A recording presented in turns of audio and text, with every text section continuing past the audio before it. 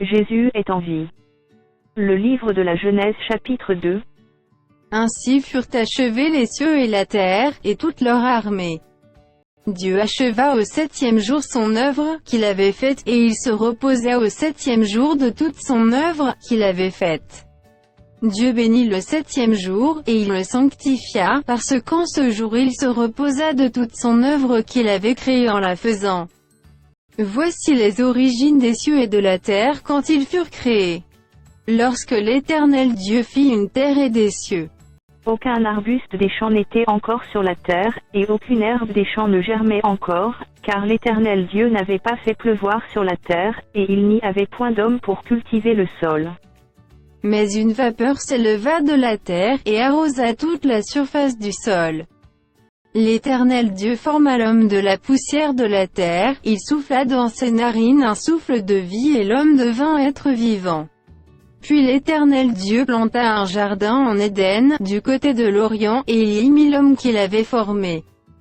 L'Éternel Dieu fit pousser du sol des arbres de toute espèce, agréables à voir et bons à manger, et l'arbre de la vie au milieu du jardin, et l'arbre de la connaissance du bien et du mal. Un fleuve sortait d'Éden pour arroser le jardin, et de là il se divisait en 4 bras. Le nom du premier est Pishon, c'est celui qui entoure tout le pays de Havila, où se trouve l'or.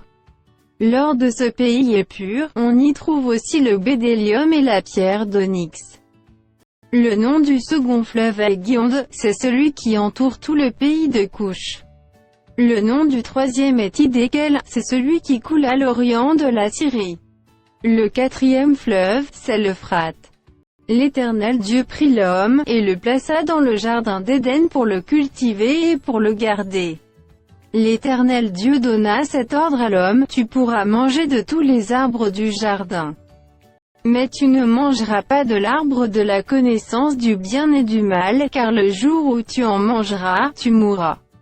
L'Éternel Dieu dit, il n'est pas bon que l'homme soit seul, je lui ferai une aide semblable à lui. L'Éternel Dieu forma de la terre tous les animaux des champs et tous les oiseaux du ciel, et il les fit venir vers l'homme, pour voir comment il les appellerait, et afin que tout être vivant portât le nom que lui donnerait l'homme. Et l'homme donna des noms à tout le bétail, aux oiseaux du ciel et à tous les animaux des champs, mais pour l'homme, il ne trouva point d'aide semblable à lui. Alors l'Éternel Dieu fit tomber un profond sommeil sur l'homme, qui s'endormit. Il prit une de ses côtes, et referma la chair à sa place. L'Éternel Dieu forma une femme de la côte qu'il avait prise de l'homme, et il la mena vers l'homme. Et l'homme dit, voici cette fois celle qui est os de mes os et chair de ma chair. On l'appellera femme, parce qu'elle a été prise de l'homme. C'est pourquoi l'homme quittera son père et sa mère, et s'attachera à sa femme, et ils deviendront une seule chair. L'homme et sa femme étaient tous deux nus, et ils n'en avaient pas honte.